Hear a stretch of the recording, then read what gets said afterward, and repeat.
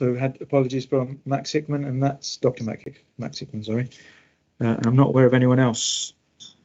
No, there's no others. Perfect. So can I just ask everyone to check the declaration of interest and declare any new interests now, please, if you've got any. Okay. And so if we go to the minutes of the last meeting, again, unfortunately I wasn't there to chair, but I'll go to you for accuracy and content. And I'll just pause a second to allow you to respond if you had some questions, comments. It also allows me to get to the next item. Okay, so we will accept those minutes as an accurate reflection of the meeting. And again, action log, there was only 2 actions, both of which are complete. Does anybody want to challenge that? No. Okay, in which case, let's move straight on then to our Chief Executive update.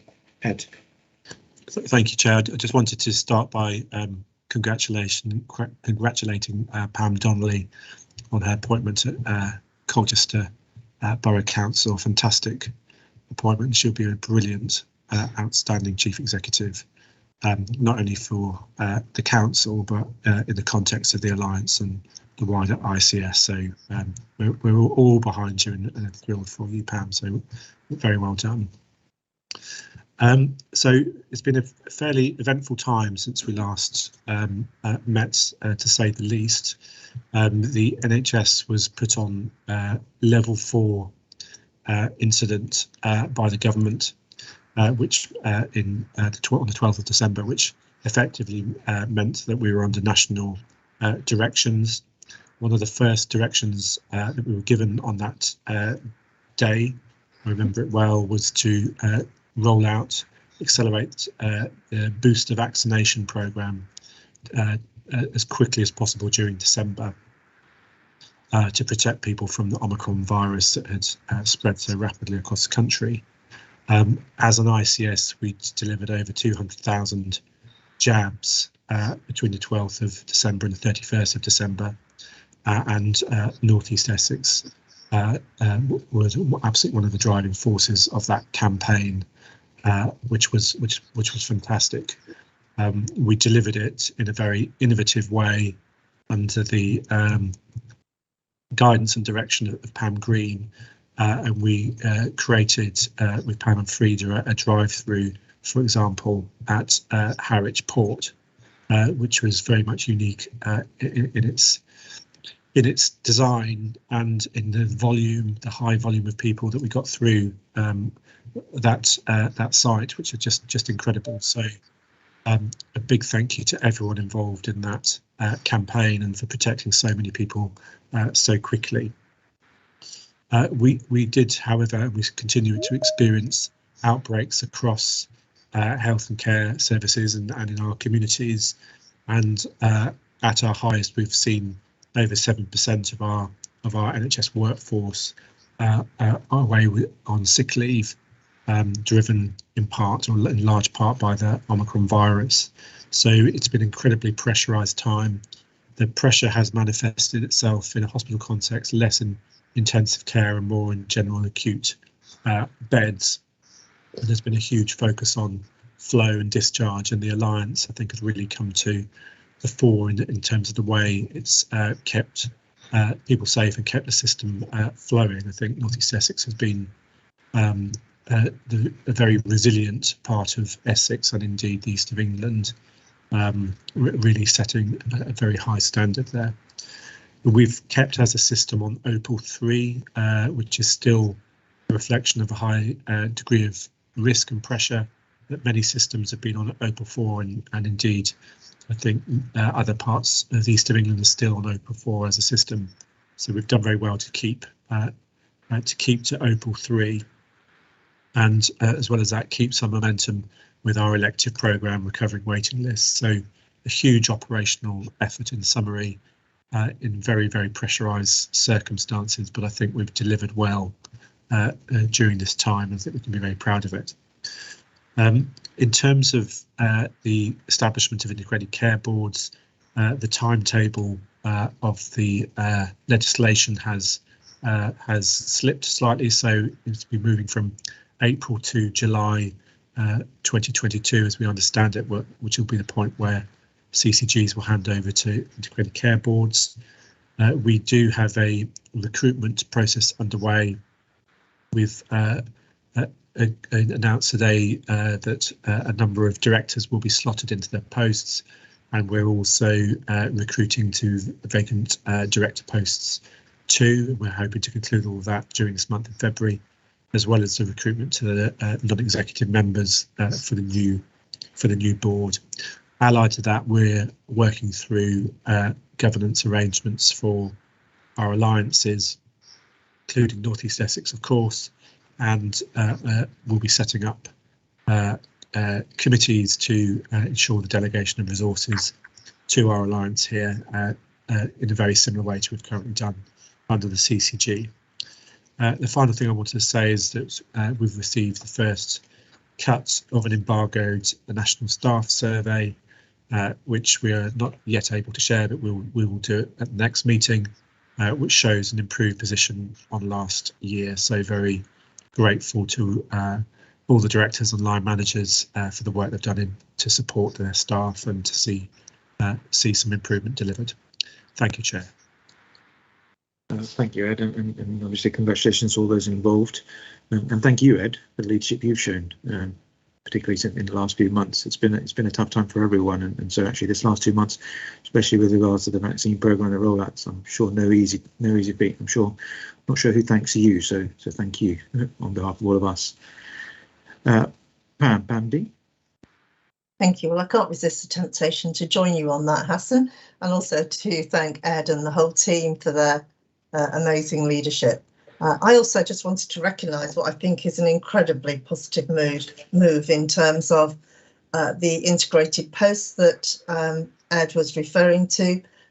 I think it's a huge step forward in making sure that we work in a way that delivers the best joined up quality outcomes for our residents.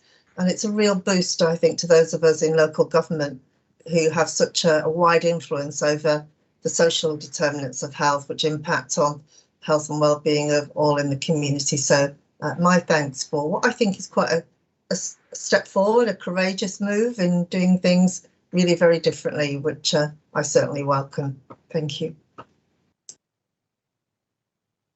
Thank you, Pam. Has anyone else got questions, comments?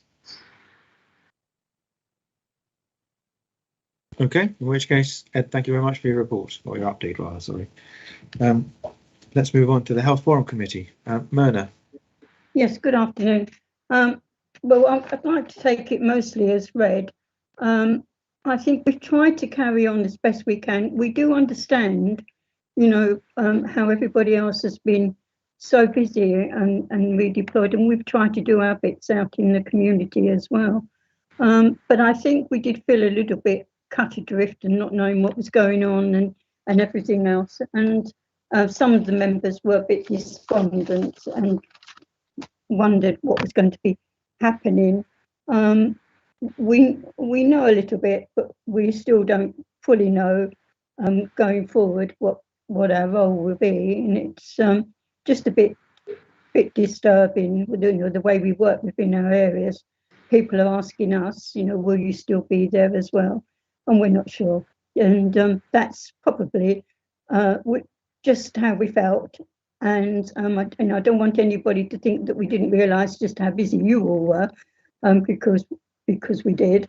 And but we wanted to carry on in our roles as much as we could anyway, because there's a lot of people out there that needed some sort of help and advice during this time, because they were unsure whether they could go to the doctors and whether they were safe to go to the hospitals and all sorts of things, that queries that individual members had from the people in their localities. But hopefully we've now got a new person temporarily in place, and she's proving very worthy, and we're very glad of that, and thank you. But I'm happy to answer any questions. Well, thank you, Myrna. And I must say, obviously, the HFC is probably one of those innovations, one of many that we've had in CCGs anyway, that I think has been really beneficial. And I think, in some way, shape or form, we have to carry that forward into the future iteration. And so it's very important. But as you say, everyone has been a bit distracted. And so I think sometimes when you're distracted, communication sometimes gets restricted. And so you've not been forgotten. And so I hope we can impart that importance on the future organisation anyway, in terms of carrying that forward. And I'm sure we're going to be busy beavering away trying to figure out a way that we can carry you guys forward, but at the same time innovate and change to make it as relevant as you guys can be. Mark. Thank you, Hassan, and thank you, Myrna, as always. I think there's some realism and reflection in what Myrna's said. I think there's some reflection that we all know that you as the professionals, many of you as clinicians, got on with your jobs, went out there and did your old jobs, and we had to absolutely respect that, and that was the direction. I think at times there was some confusion with national government communication that then meant that we had to respond a week or two later once the guidance came through. I think that was always difficult as well. But also, I put forward, Myrna, as well, concerns about some discrepancies and inconsistencies between practices and communication, which I think we have to accept was an issue. But overall, I think there was an excellent response in our communities across the neighbourhoods and across the strategic piece. I think was really good. I think there will always be some inconsistencies with that kind of response. However, going forward, I think we have the opportunity, and I think that the ICS changes and the effects of that also create more insecurity for the HFC and the PPG sort of people who are involved at the moment. And the paper coming next on the agenda hopefully will help to re-engage and reassure people that going forward we will engage the public as best as possible. And there's some good examples in that paper of how we're sort of piloting things, and I'd like to see those pilots taken forward. So we'll talk about that shortly, hopefully. Thank you, Mark. Frida. Yeah, hi, Myrna. I'm sorry that you felt cut adrift. It just makes me think, though, that the one thing the pandemic has shown me, and the work that we did, and we were distracted, there's no doubt, but was the importance of volunteers.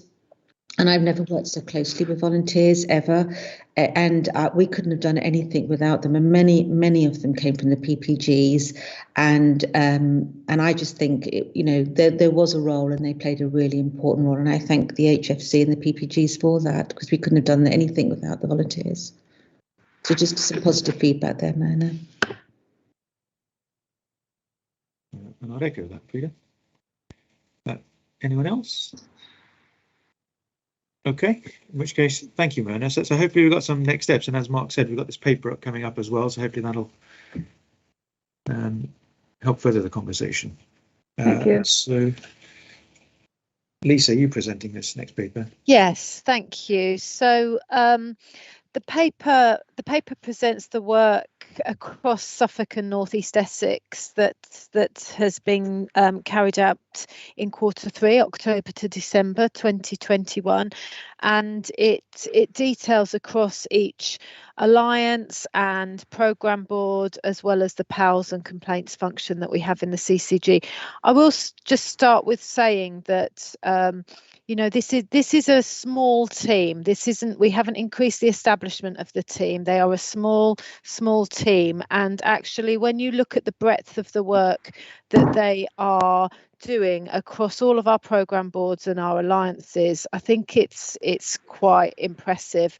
They are, as you'll remember from our strategy, it's really important that they are not seen as the people that are doing involvement and engagement, but are a resource for the programme areas and for the alliances. So the pages go through some of the great work that they're doing. We've just launched, I'm sure you'll be aware, the maternity and neonatal strategy, and there has been some great support from the team working to support our Maternity Voices partnership across Suffolk and North East Essex, to be fully engaged and co-produce the new strategy with us. There is some significant work that's being done in end of life. And if I go to slide 9, which is probably what you're most interested in, it details some of the work that has been happening in North East Essex. So the work with the neighbourhoods team and the number of comments and surveys and responses that the team have had. The Health Forum Committee. So as Myrna has said, we're not quite there with the model for the future. It's really important that it's co-produced. It's really important that the involvement and engagement team are working with the Health Forum Committee and the PPGs to look at actually what will future involvement and engagement look like. So I know there was a workshop in December which Vicky DeCrue presented at, and it's just unfortunate that the team had to support vaccination, really, because maybe we might have been a little further forward and people may have not been quite so concerned about it. So there will be more work done to look at the different options and to make sure that we co-produce and shape the future citizen voice. There has been some work with PPGs in Tendring and Colchester, and again supporting the contract procurements for carpal tunnel and termination of pregnancy in North East Essex. So I think the other thing I would just like to pull out is the work that the engagement team have done on the vaccination programme. They've done some huge amount of gathering insight from the public across Suffolk and North East Essex on how we can deliver the vaccination programme better, how we can make sure that we get to communities who aren't running towards the vaccine, that we need to work a little harder to engage, or we need to change our strategies for engagement. They've given us some great insight into what matters to people during vaccination, and that's really helped us shape our response. The other piece of work that they're supporting strategically is the collaborative network for patient safety partners. So as part of the NHS patient safety framework, there is a requirement, and it's a great requirement, to develop patient safety partnerships and the movement is to support patients to become more involved at their own treatment level of safety issues. So actually, how can they keep themselves safe? So this could be through nutrition and mobility, and what can we do, and how can we shape the communication that we give to patients to support their own safety, but also how do we work with patients in looking at safety across our services and our pathways? And we're just at the very beginning of that, but we really want to make sure that we're working as a system in that and not having siloed patient safety partner networks, but developing a real collaborative across Suffolk and North East Essex. The engagement platform, Let's Talk SNE, went live in October. We've done a bit of a soft launch with that, because there are things that we have to make sure that we're getting right, and we kind of going through that PDSA cycle with it, where we are reflectively tweaking bits as we go. So, but that gives us a real opportunity to engage with people in a very different way through social media. And I'll just point out the PALs and complaints team. So over the 3 months, we had 528 contacts to PALs, which again, they all have to be individually responded to. So that is a significant number when you think of that small team, mostly related to vaccination queries, access into GP surgeries and medication issues.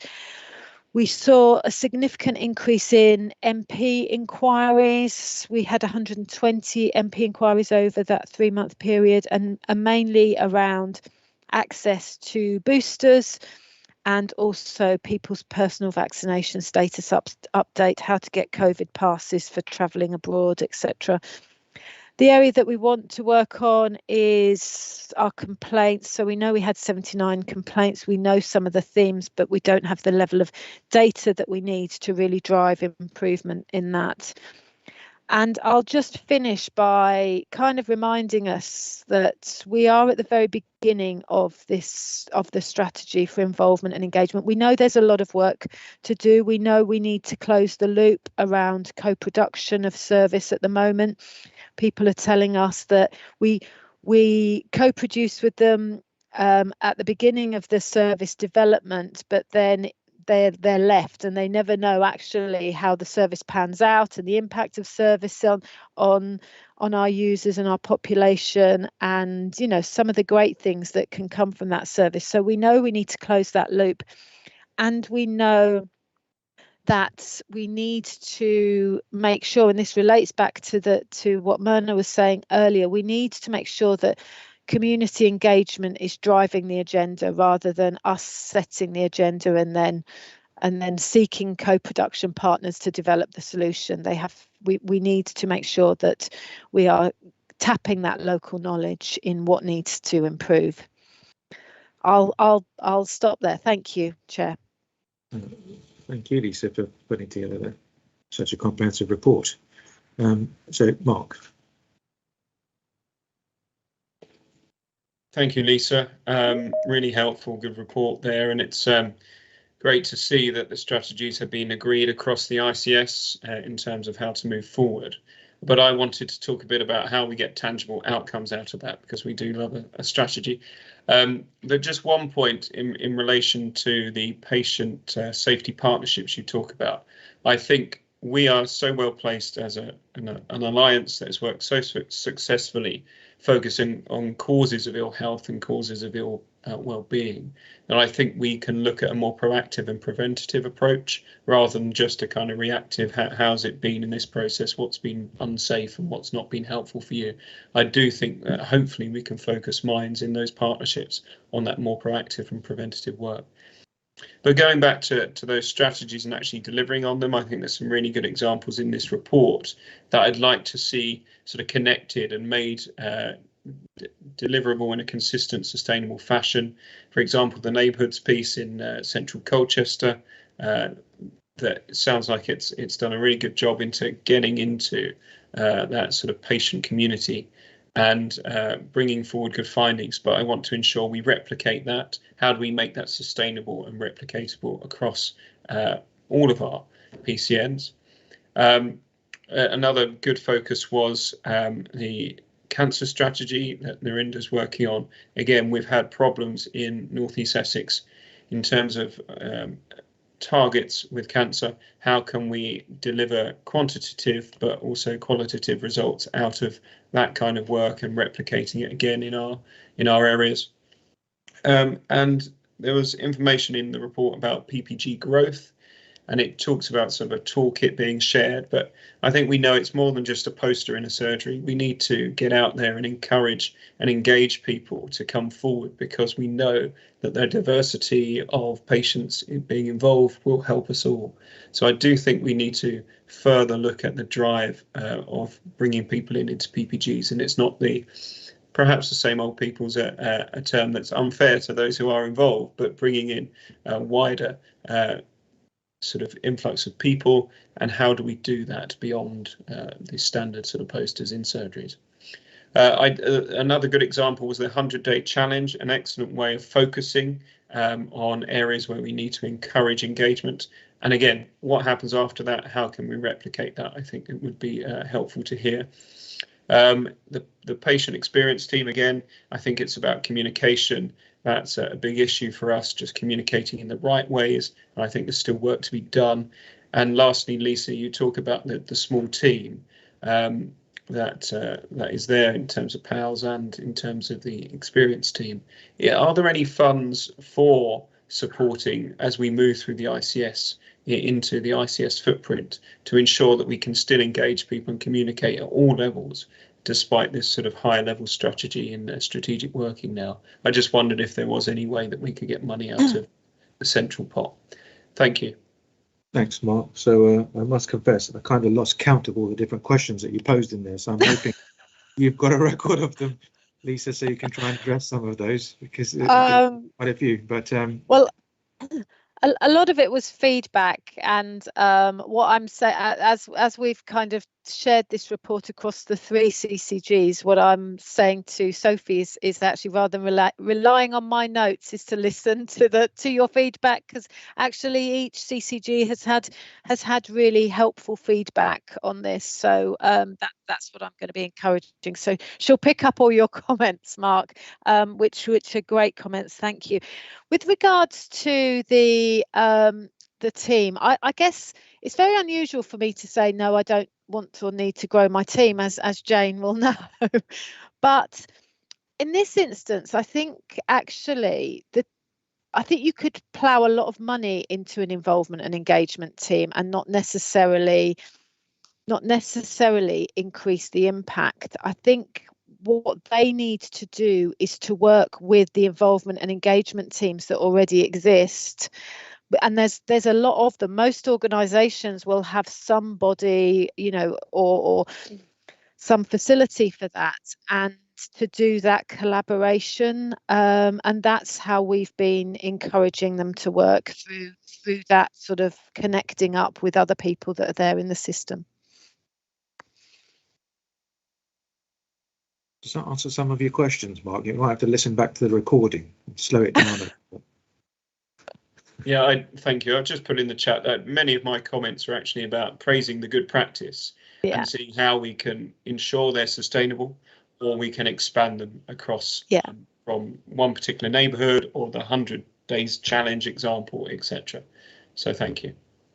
I would pick up on one thing from my perspective, which is the PPG angle. And I'd say that actually it's cheesy for saying it again, but as a result of the pandemic, the use of Teams, as we're doing now, has really opened up the world to being able to have a wider PPG, because in the past you're really limited to the hours when you could run these meetings and the people that could come to those meetings.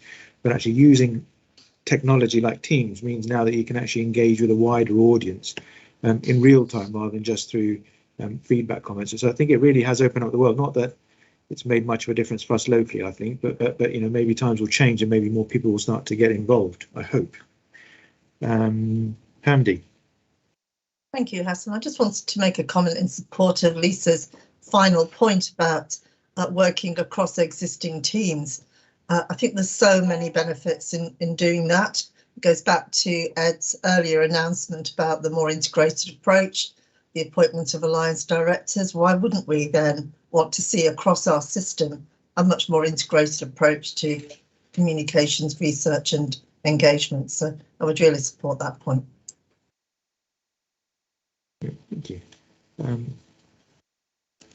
Is it Pam G? Yourself? Yeah, thanks, Hassan. Can you see me? Yep.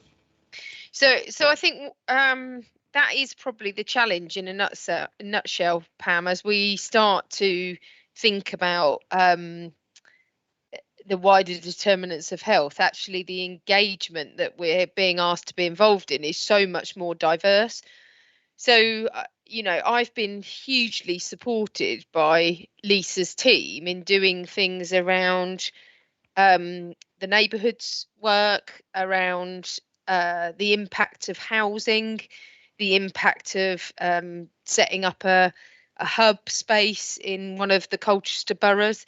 And actually, I think we need to look very carefully at how we use our collective resources. I think you're absolutely right, Lisa, because the example is, and I know we're working, in particular areas, but if one partner forms a distrust with a community on the engagement front, actually, because we're all so linked together, that then will cause a problem for other partners in the system going along.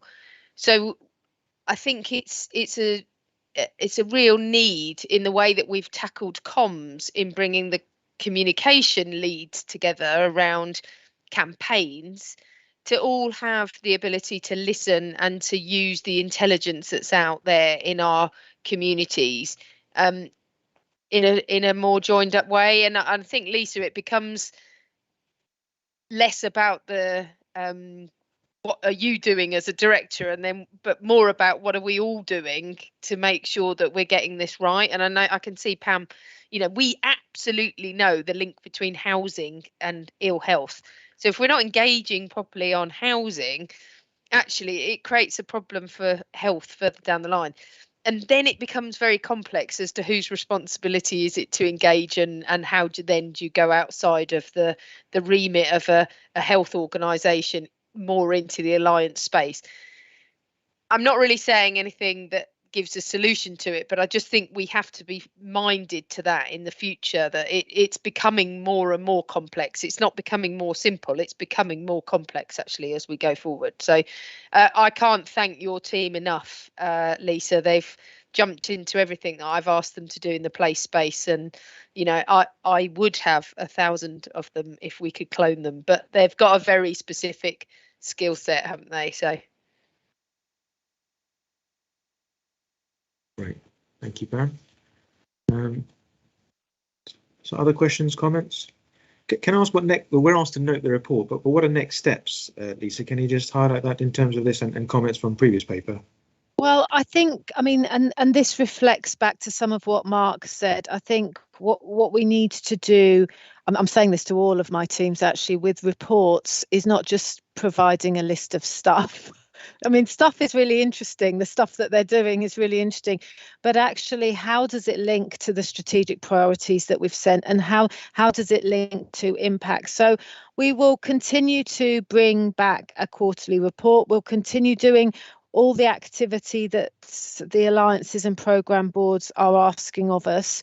But I think what we need to probably do is to get a bit cleverer in linking into where are we with the strategy. So we said we'd do this in year one. Where are we with that, and how are we able to demonstrate impact? And I'll take all Mark's comments back to the team. Perfect. I think Mark's sent us those electronically actually, just for ease. Ah, yeah. Thank you. It's his fault for having about 10 questions in one comment, to be fair. So thanks for clarifying. So have we got any other questions, comments?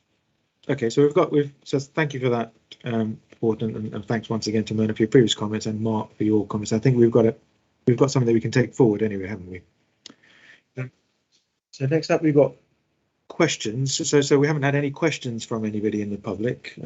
Can't actually remember the last time we had any questions, to be honest, from the public. So that either means nobody is watching our board meeting, or we're doing really well at everything. So I suspect it's possibly the former. So I don't know how best to advertise it and get more people interested, to be honest. And it looks like we're not likely to go back to face-to-face board meetings where people can come along and have the opportunity to think of questions ad hoc. But time will tell. But we have had a positive comment from somebody called Tara Swain, who just wanted to thank the board in terms of listening to some of the feedback, or CCGs I should say, in terms of listening to the feedback and acting on some of that to make things better for them locally. So it's always nice to get positive feedback.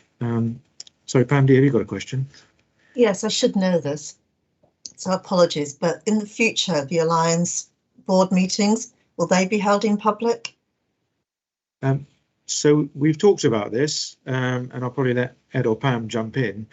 So at the minute, I'm not sure that there's any stated requirement to do it, and obviously it poses a bit of a challenge in terms of the material that might be discussed at said meetings. But I think we'd like to carry forward that ethos and having meetings in public as much as we are able. So maybe that we need to think about splitting in terms of a public and a private meeting to allow us to do that. But I think to lose that at alliance level would be a great shame. But I don't know whether Ed or Pam, you want to chip in? Yeah, I mean, I think it's important to have the public accountability. I guess I don't want to jump to an answer in case Pam's got something different to say, so I defer to Pam. No, I think it's absolutely the right thing to do, to have public in the meeting. I think there isn't a framework for alliance meetings. It's very much about a locally grown bottom-up approach. So we are designing our own governance and we're designing our own engagement strategy. But of course, the good pillars and principles that come from a CCG, which did have a operating framework and we were dictated to as to what we should do and what good governance and engagement looks like will continue forward in us as officers. So I think it takes a little bit of maturity to get to the place where you can have all of your meetings in public. And because we're compressing quite a lot of meetings into one space, we will need to look over that. But absolutely, we should be able to be held to account publicly. So I think if I can take the action to bring something back to the next meeting and working with partner leads, because some of the work that we do is actually reported into local government forums anyway, which is quite, it is quite public.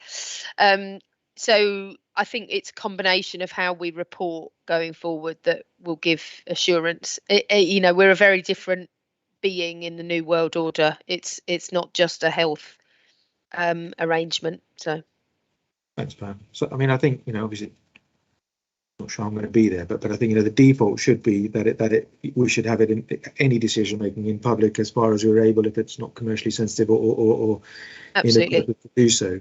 So I think the default needs to be in public. I guess that the next question is, well, how do we do that safely and legally? Right. But I'll take it as an action though to work on how we get a plan. Next board meeting, which was originally going to be our last ever board meeting, but won't now be. It'd be nice to see that the formal structure for the Alliance in the future layout in public, so we can share it with everyone. That'd be quite useful. I'll happily bring both the governance maps and the public involvement strategy. No. I just wanted to make the point that not everybody who might be interested has the perhaps the equipment and the ability to be able to take part in on meetings such as this, because we tend to think that everybody has the sort of computers that are good enough to be able to do it. They don't, and I think it's a shame not more people can come to the meetings anyway. They don't, do they? I mean, I think it's quite poor public attendance that we get, but I just think we should bear that in mind when we say, it's better to have more meetings in Teams and that, because not everybody can access them.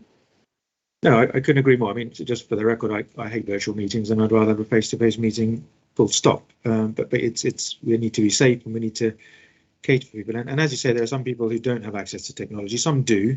But I think maybe that's where we could start to work together. So maybe, given a few months, we'll start to see spaces open up with computers, as things like digital meeting libraries or whatever, if that such a thing exists. So, in community centres, maybe we could stick some computers in there and start to broadcast meetings. I'm sure people would probably rather broadcast things more interesting than our board meeting, but actually you can set it up so you've got the facility to do so. And I think if we do that in local communities, technology is not particularly expensive, and we can start to put it into place in public settings to allow you to do that. If we can stream plays and musicals, we should be able to stream our board meetings. Not in a cinema, obviously. Pam, sorry. So I think there is a real aspiration within the Alliance for its makeup to be much more representative of its communities, and that is really essential. So we have been working with the voluntary sector to work with the community leaders to get people to feel less intimidated about this sort of meeting. Actually, it does require us to change the way we write board papers, the way we do things, and I totally agree, Myrna. We've got to think of the format. We've got a new inequalities lead that's starting, and one of her challenges to us is how we make sure that everything that we say can go through whichever format it needs to help the people with sensory impairment, to help people where English is not their first language, etc., etc.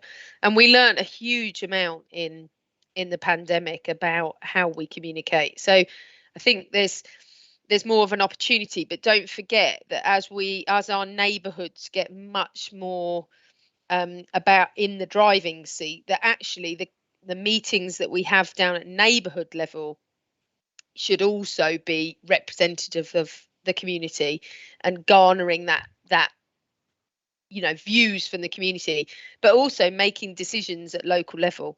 So it's actually we need to distill it much more down into the communities than keep it as a top-down approach. And it's turning that funnel round that's actually really important as a principle, as opposed to getting this meeting or the equivalent of this meeting right. You should be challenging us to get it, to start again. Patrick. Yeah, thanks, Chair. I think what we need to do as well is take the comments that Myrna said about people accessing and think about, as we develop our model more and more, how do we create the conditions for people to be able to do it? We're all very fortunate that most of us have got a laptop that's paid for by work, and so we can all make use and access Teams quite easily. But for people that don't have access but want to be part of a group, be it a patient group or a member of the community who wants to contribute and help around the development of the Alliance, we need to find the mechanisms of how we do that. That might be through the local libraries, it might be through other conditions, but actually it might be something that we need to think around a financial commitment to, that as part of signing up to be, you almost loan a laptop and that gives you the access to it. So we just need to be a bit more creative, I think, of how, if we have this blended model of both face-to-face and virtual meetings to be the way forward, how do we create the environment that encourages people who maybe don't have access currently to IT but want to be part of a user group or have their voice heard? How do we create the environment that they can do with our support? I think there is something about our board papers, from being honest. I mean, not that this is probably a conversation we can have at another time, but 180 pages is quite intensive for somebody from the public coming into it, and so maybe there's some piece of work we could do around simplifying that or presenting it in a different way, so that it's, because actually the detail doesn't have to necessarily be there. And I remember, actually our papers now are streamed down, believe it or not, compared to what they were before, because I thought 400 or 500 pages was too much, but now 180 pages is too much. So we've just got to get to a point where it's just easy for people who don't do this day in, day out to understand, because only then can you get constructive challenge. Mark. Thank you, Hassan. And the last point from Patrick was a really good one, and your sort of addition to that, I completely agree with. And the last point I was going to add really is to explain to the public what we are and what we do. People know what the NHS is, but they have no idea what CCG is. They're not going to have a clue about an ICS either.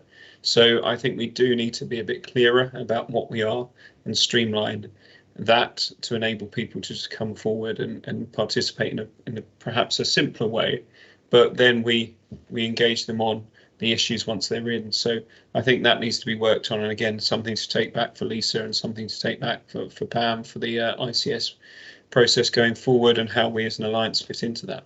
Yeah, completely agree. I think I don't know if I've seen one yet, but normally the King's Fund are really good at doing those little cartoons that explain structures in the NHS. So I haven't seen one yet, but maybe that'll start to make it a bit clearer, because I think it's not just patients. I think it's some clinicians and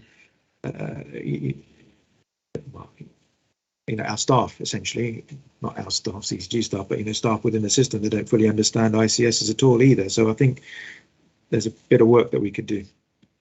So again, useful conversation that came out of a compliment. So great. So let's move on to some papers. Paul, are you going to tell us about the integrated performance report? Yeah, thank you, Chair. So if I can just preface the paper with a couple of things. So first of all, I will take the paper as read, given the fact it's actually gone to Finance and Performance Committee and been extensively discussed there. Regretfully, I could only be there for half the meeting, so I'm sure Martin will want to come in at some point in terms of some of his observations. As usual, I think the performance report needs to be seen in the context of the pandemic. And I would normally probably give a bit of a press in terms of the context of that, but I will reserve that to the next paper, which is about system resilience, which actually gives the context very nicely when I get onto that bit of the conversation.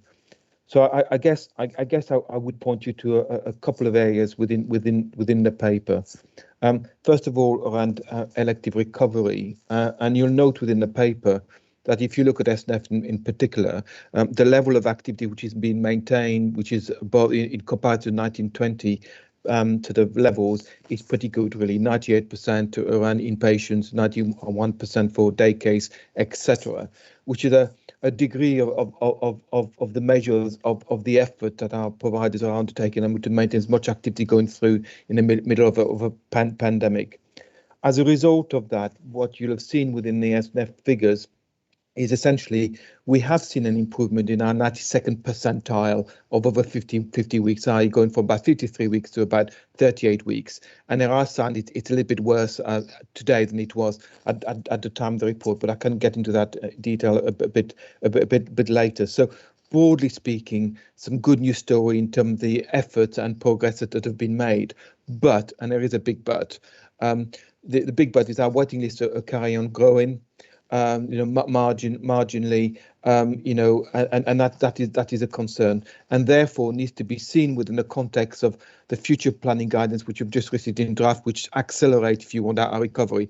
But that's probably part of a later conversation in terms of the governing body and in terms of what our plans might be in the future. The other area that I would point to really is probably around cancer recovery. And as part of the pandemic, we've absolutely clearly focused on maintaining the cancer care. You'll notice within the paper that one of the areas that we struggle in cancer is diagnostics, which is leading to a problem in cancer. And there are lots of efforts to maximise the capacity of diagnostics going forward in terms of the increased referrals that we've actually seen.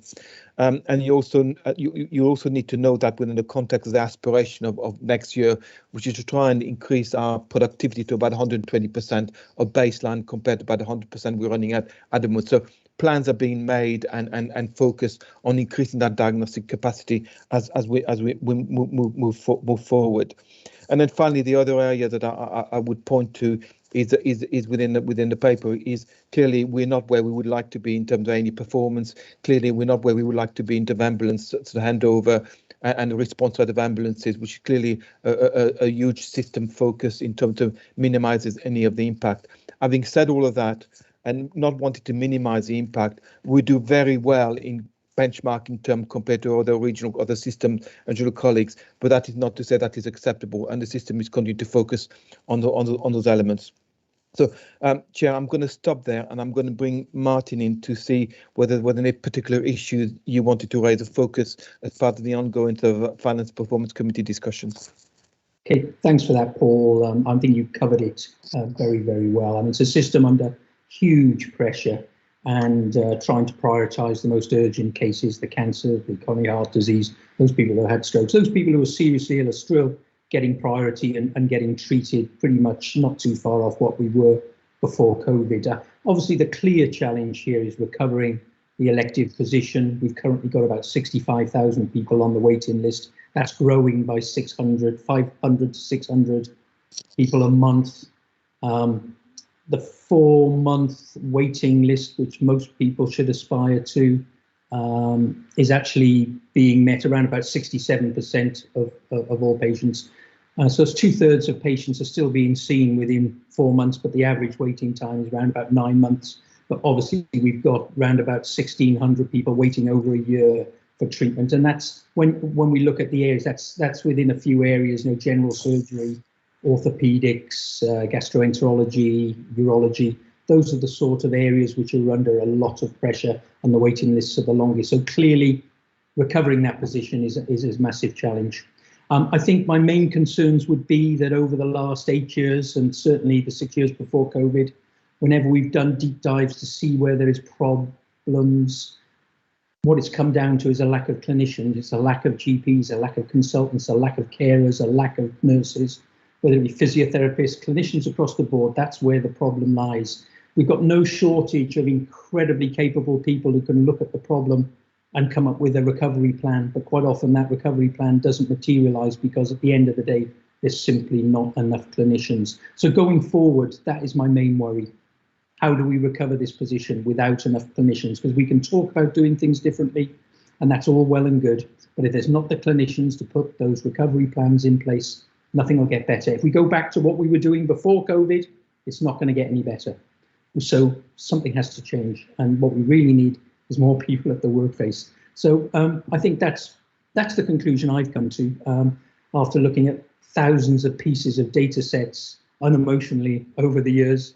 And so I think that's the challenge, certainly for you, Ed, and the ICB going forward. But I'll end there. Thanks, Martin. Thanks, Paul. That's quite a challenge, isn't it? Because I think that the workforce has been the challenge from day one, and it'll be the challenge in 5 years. It'll be the challenge in 10 years in terms of mapping. But actually, it's the right question, and it's the question we should be asking. Just before you guys answer, just wanted to think about specifically about waiting lists, just how we compare, because I don't really have any sense of how we compare nationally. Is this a national problem or is it a SNE problem? That's what I'd like you to think about. But Ed, you put your hand up. Yeah, I'll let Paul answer that question from Hassan in a second. But could you say a little bit about the 2-year waits, 104-week waits? Yeah. Because the commitment is to clear those waits, isn't it, by the end of the financial year? So yeah, thanks. I was going to come back on that point actually. So at the moment, today, I think I'm right to say today there is about 32 patients that are waiting above 104 weeks. There is absolutely a mandate, which I'm going to talk about in terms of the context of the pandemic and the level 4 incidence. Of those 32, there are specifically about 23 patients which are what we call auxiliary maxillofacial patients, a dedicated particular speciality, where there is a regional shortfall of workforce. At the moment, the trust have got a short-term solution to that by having managed to employ a locum who hopefully will get that number down as quickly as we can get it done. And at the same time, there is a regional conversation about how do we make the system sustainable. So there is a plan for about 23 of those patients. The remaining number of patients are essentially really highly complex patients, generally fall into general surgery, orthopedic type capacity. But I think the wider point and the more important point is that we have an inequity across the system. So whilst we have only 32 patients SNF waiting, which is great news and great progress, we have something like 340 patients in the system waiting, largely due to a number of challenges within West Suffolk in terms of building ability to flex, given where they've been in terms of their structural challenges, etc. And the important point here is the fact that we have been mobilising as a system. So what you are likely to see is probably a worsening position in SNF because they are offering mutual support to West Suffolk to take care and care for a number of patients being waiting excessively long period of time. And really that's the only way to go as a system, is to try and reduce inequality. So we have a plan essentially, I think, to hit no more than 230 patients across the system by the end of March. So really important point, Ed, absolute commitment to trying to reduce the longest waiting patient that we have. The converse problem with that is whilst you focus on the longest waiting, you're not focused on the totality of the waiting, and therefore you see some of a 1-year patient rising because you are focused on the tail end of it. But that's very much part of the demand capacity work that we're currently doing. Cool. Jerry. Thanks, Hassan. Yeah, this is a general question about SMART objectives, which was the acronym. I was always taught about setting objectives. I can't remember all the letters mean now, but there are things like achievable, realistic, that sort of thing. And the constitutional standards and targets. Martin and I and the Finance Performance Committee look at these statistics every time, and it's like a sea of red, and it has been for a long time. So they become almost meaningless in terms of achieving them. So my question is there any thought at the centre, at national level, about setting a perhaps more realistic set of constitutional standards, particularly in terms of what's happened with COVID and the situation in the last few years, which has made achieving these targets even more difficult? So I think if I can try to answer that question, I'm sure, and people, if I get it wrong, people will tell me. But the constitutional target are the constitutional target and are legally mandated. So that's what we should carry on aspiring to until the law changes it, essentially. But I think, Jerry, you're absolutely right. If you look at the planning for guidance going forward, and I don't want to get too technical because it's still in draft at the moment, there is an expectation and we should aspire for 110% of activity compared to 1920, or 104% of funded activity. So they've already set the parameters for that. And then what they very quickly said is, but we would expect you then to reduce that to your 78 weeks. So they've taken us through a very step change to initially to say the focus is 104 week. You now need to focus on 78 weeks. And that's what we are going to focus to you, and that's where your recovery needs to focus. So, Jerry, I think they're already doing that by being quite prescriptive of what they're asking us to do. And at the same time, to close the loop, they're also sort of telling us that they expect us to carry on focusing on cancer recovery and to get us back to 1920 baseline in terms of where we were in terms of performance. So they are being very prescriptive. And what I'm expecting when the final guidance comes into its full detail, they will be as specific as that to say, this is what you need to focus on the system. If you can go further, great. And you shouldn't stop trying to go further. But this is the minimum we expect you to deliver. Frida. Yeah, I've got 2 points, one for Paul and one for Martin. My first point, Paul, is what the impact of the Clacton Diagnostic Centre has been. I mean, I know it's been brought up in the paper, point 232, I'm just checking, but it just skims across the Clacton Diagnostic Centre, and I just want to know what the predicted capacity impact will be over. I know it's only just opens, but over the next year or so, I mean, how much difference can that make to these figures? I'm hoping it's significant. And the second point, quickly to Martin, is a point that I don't think we have time for here, but I wonder we should have a board development meeting in terms of workforce, because it's a huge subject, workforce. I mean, we're talking retention, recruitment, we're talking coastal areas, we're talking lack of training hubs, we're talking about locums, only short-term solutions, what's the long-term solutions? You know, it really is a huge subject, and I think we should probably concentrate on that in a one, you know, see what our approach to that is locally across the ICS, because I think it's something that we do need to have an effective approach, because looking to the future, we have real problems, and that includes estates as well. You know, people aren't attracted to come to the area, you know, because the estate support, things like that all make a difference amongst my colleagues. So I think it's something we should concentrate on, and I think it's a really valid point, Martin, not for here, but something we should have an approach for. Yeah, I totally agree, Frida. Whenever we dig down into the reasons why we've got problems, it's inevitably workforce issues.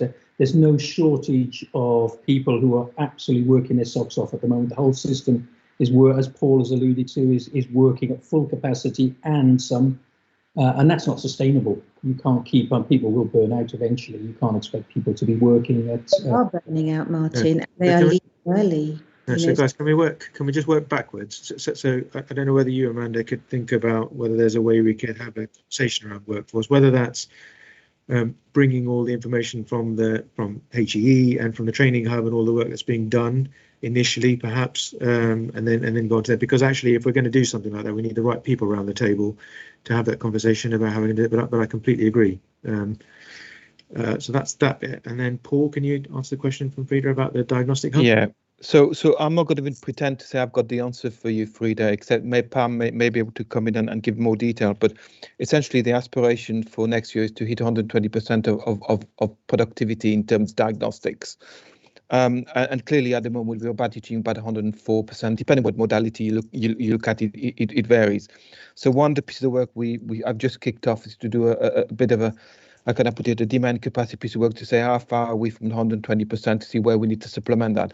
I don't have the answer in terms of Clacton. I think we do need to get the answer to Clacton, but I suspect that Clacton is also not just about the current elective pathway, it's much more than that. So it's probably needed to unpick which bit of the pathway it actually impacts on in terms of what you're looking for in terms of, Frida, apologies, I haven't got the answer for you, but it's an absolute valid point. Okay, thanks, Paul. 120% does sound like a Man U advert. Pam Green. So I don't have absolute numbers for you, Frida, but I do know that it's a really successful partnership model to providing services closer to the coastal communities. And not only has it opened up capacity in CT. They're all mobile units at the moment, so I don't want people to think that this great big thing has been built. It literally, thick wagons have come in and we've plugged them in. But and as soon as the build starts, then obviously we'll get fixed machines in there. But MRI, CT, ultrasound, and obviously X-rays already on site anyway. That's a massive difference to you guys being able to refer into it, and also people taking up offers of diagnostics. But one of the things I'm really pleased about is GPPC is providing the front of house staff for that. So the bookings clerks, phlebotomy, working alongside SNEFT, and Colchester Institute has started from last week a 12-week course for 40 jobs and recruiting down into Clacton from our most deprived populations. So actually, I know this is not what Martin or you want to hear, because you want to hear about how that's helping the waiting list, but actually what it's doing for that community is creating jobs.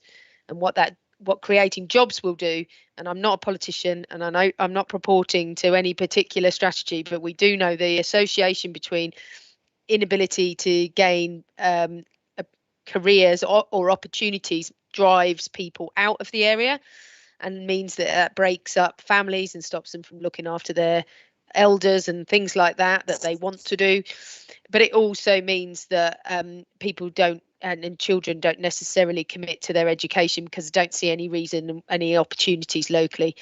What that, if we can create 40 roles, and we are 12-week, 3-week, I'm like an advert here, but free 12-week course with the Institute with guaranteed interviews and job opportunities in that diagnostic hub, actually that will reduce the demand on the diagnostics further down the line. That is true prevention at its heart. Being able to set up these things now in the alliance space with the partners that we've got is just unique. So less about the numbers, which I know is what you wanted, but I just thought I'd take the opportunity to say what great opportunity it's been. You're absolutely right, Pam, and I think it all comes together with a positive outcome. And I think over the next year or 2 years, we will certainly see more of an impact, and it'd be really interesting to see how that evolves and happen. Really. Thanks all. Lisa. Just reflect, because that's such an amazing piece of work that Pam was talking about, and reflecting on the whole workforce challenges. One of our other providers is also doing a similar thing, and they're focusing on scholarships for apprenticeships for care leavers. So they are really supported scholarships that support around 20 care leavers into the apprenticeship program, and it's just amazing. Some of the people that they're getting apply for those roles, and the more of that kind of thing we can do, the better. But I think it's amazing, Pam. You need to get t-shirts made and we'll all wear them. Well, I could go on and on because right, let's please don't. So but I think it's an important point though. So we do need to, if it's the first I've ever heard of 40 posts coming up, and so not that I know everything and I should hear everything, but it just, it's just getting the message out, isn't it?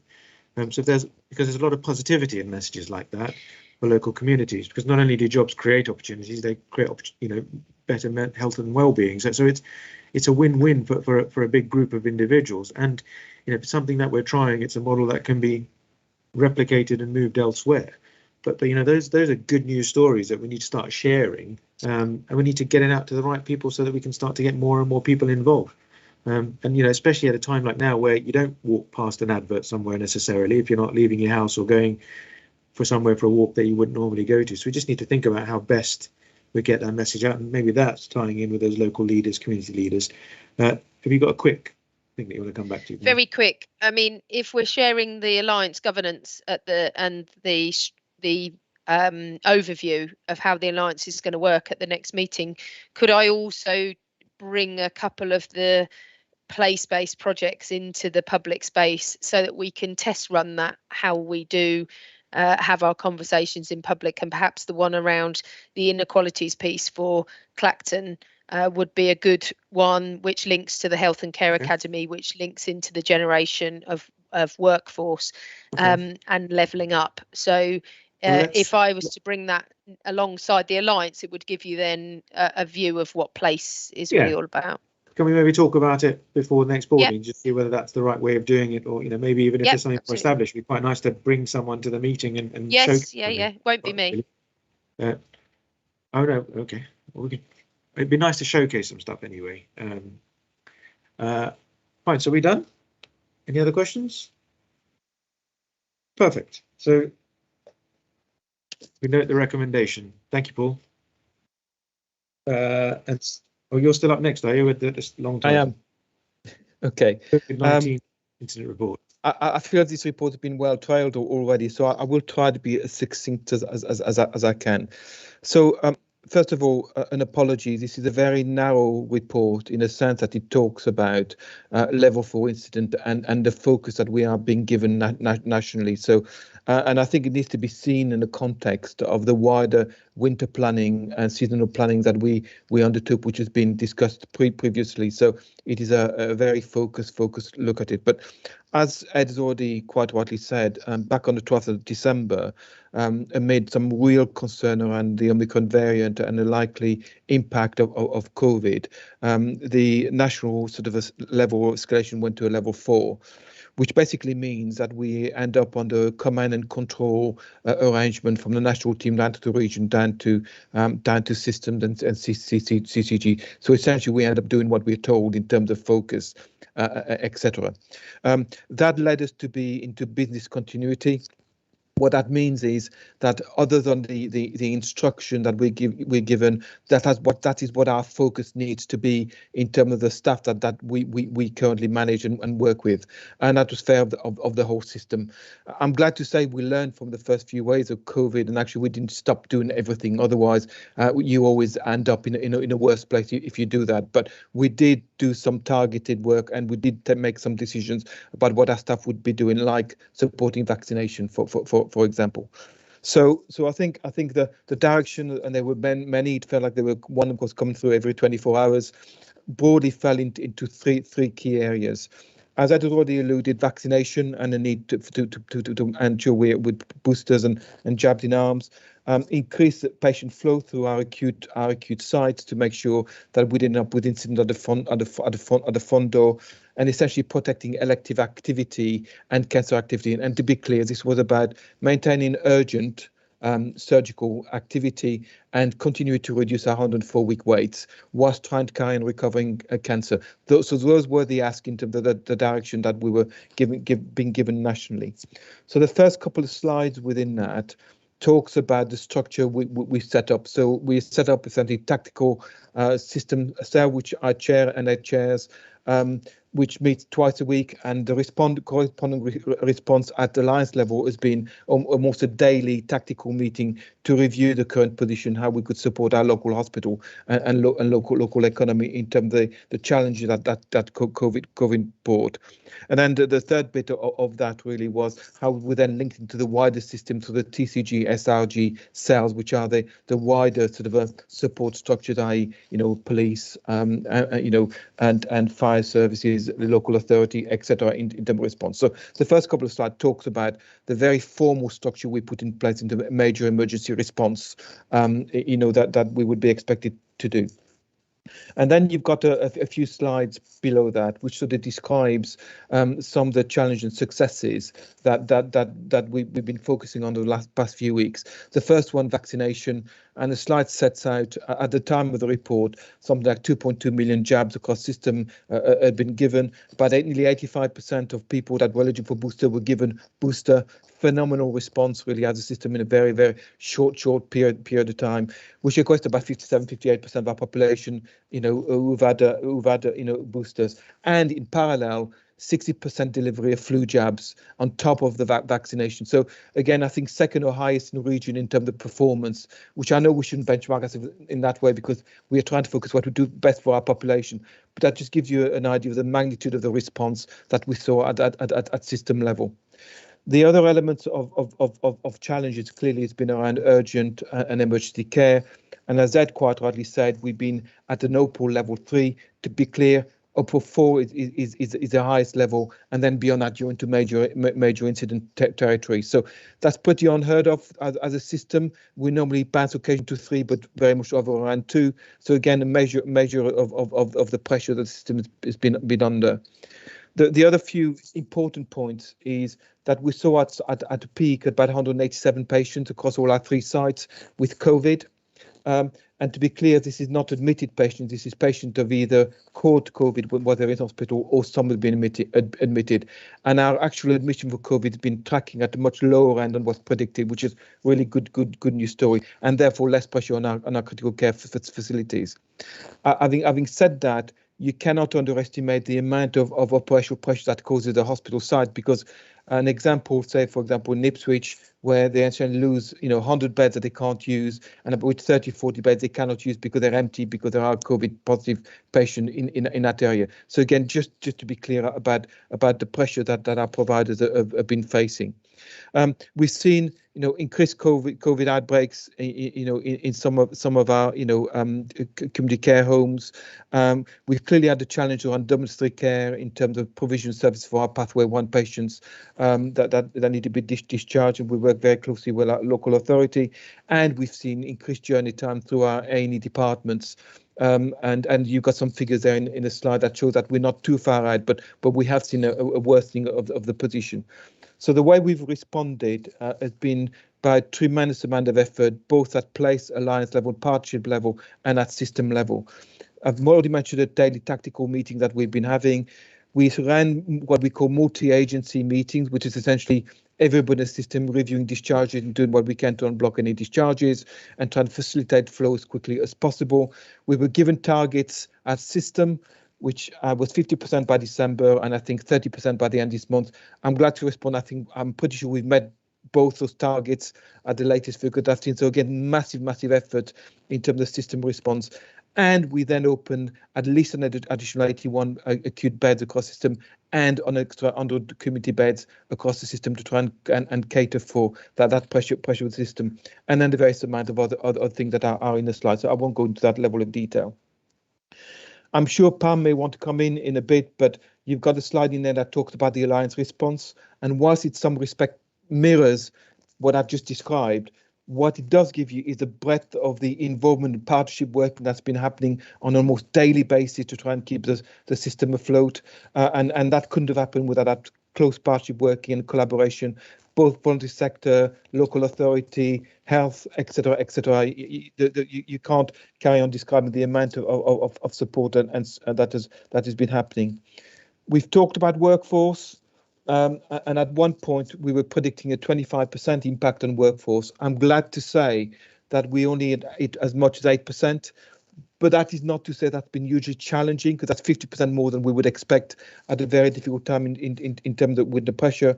And then the slide starts to describe the mutual support, the standard operating framework, the mutual aid structure that have been put into place to try and support the system on a wider basis. Again, I'm sure Amanda might want to come back in and provide a bit more of an update. And finally, I won't try the elective element, but you'll have seen within there's also some descriptor of the electives and the mutual aid and everything that's been going on, because we've been trying to maintain our elective recovery as well as supporting essentially a pandemic and an increased wave, and the same goes for cancer. So, in summary, I think there's been a significant pressure in a system. There are very early signs that the pressure is easing, but that's a mixed sort of picture at the moment. So we're not taking our foot off the gas in terms of our response. I have to at this point say thank you to all the people that have supported and contributed to us being able to maintain a level of service within the system that really couldn't have happened without the response. Just to give you an idea, 236 members of our CCG volunteered to support vaccination. That's quite tremendous, often giving up some of their time, their annual leave, etc., to support the efforts. So really a big thank you for the commitment and support at system and local level that we've seen to try and respond to this wave and pressures. So I'll stop there. I'm sure some of my colleagues may want to contribute, and happy to try and answer any questions. Thanks, Paul, for talking us through your entire paper. Pam, did you want to come in quickly? Yeah, only to thank our system partners and particularly the voluntary sector for the work that they have done through this. We instigated something called Pathway Light, and we couldn't have done it without the support of C360 and CVS tendering.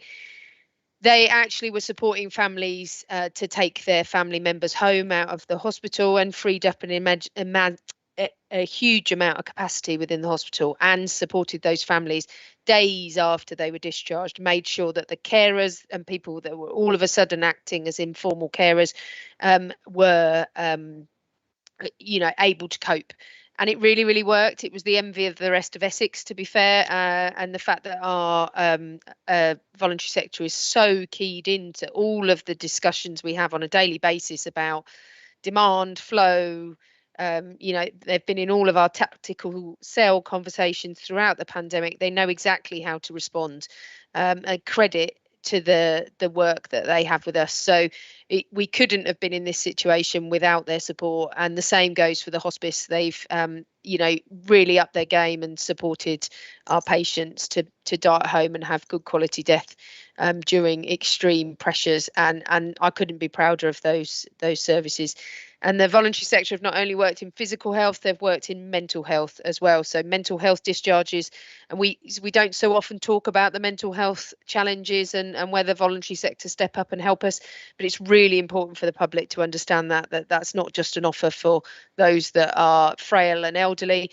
It's been a support package for families that have taken people home with significant enduring mental health or new onsets of mental health conditions. So I just wanted to add that context. Thank you very much, Chair.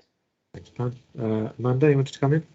Thank you very much, Chair. So I just wanted to underscore a couple of points Paul made regarding the workforce. So Paul rightly said that we redeploy something like 200 plus CCG staff.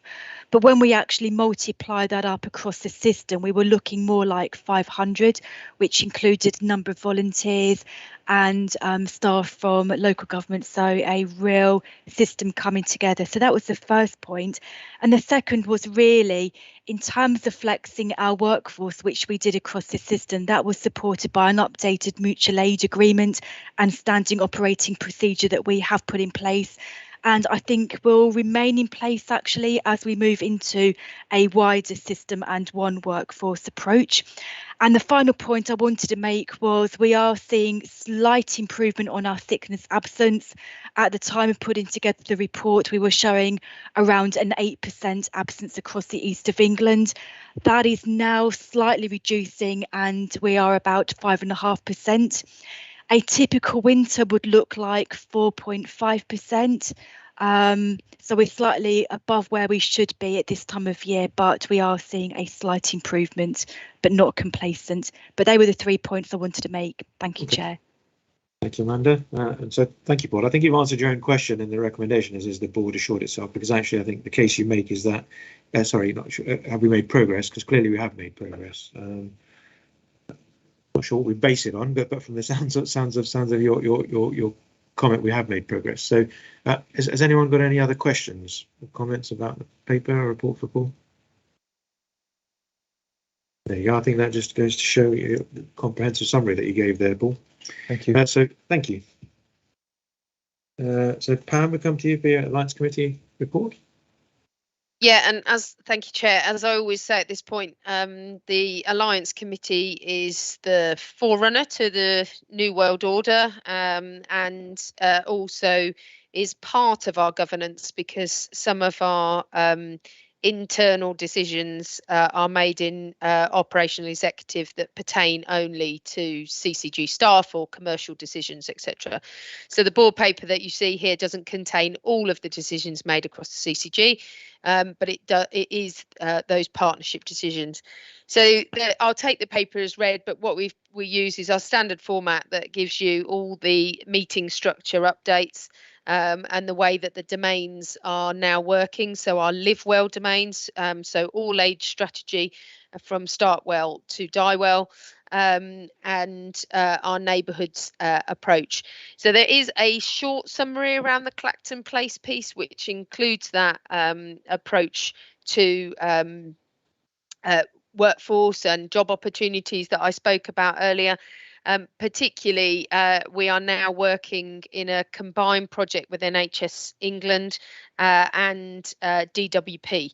So we're actually working with those that have been struggling to gain work for a myriad of reasons. And we're working with an organisation called Summit, who I have to say are absolutely incredible as mental health advocates, but also working with homeless individuals. We've attracted quite a lot of national attention for the work that we've been doing down in Clacton, and of course that learning spreads into wider work across Colchester and the deprived wards of Grinstead, St Anne's, etc. The cornerstone of the work down in Clacton is centred all around the Healthcare Academy, so the wider determinants of health, and particularly that focus on employment, job opportunities that we can bring as anchor organisations. Just on our CMO, so that's our programme management approach, we have recruited into one of those posts that the local authority are funding as their commitment to the Alliance working for the future. But we are back out to advert for some more posts to support our programme management approach. It has been a little bit tricky to recruit into those roles because many people have been redeployed again into supporting vaccination or pandemic approaches. So we found recruitment into those roles much more difficult than we had expected.